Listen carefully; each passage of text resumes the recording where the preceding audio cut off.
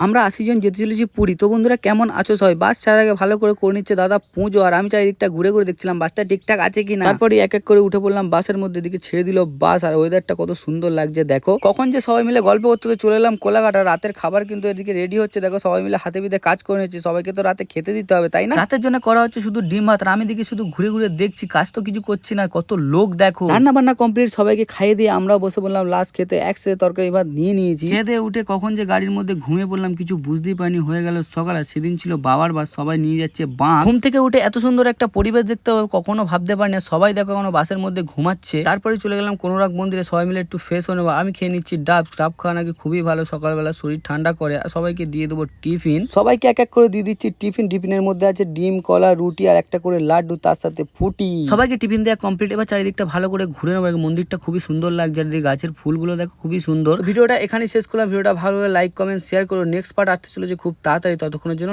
Tata.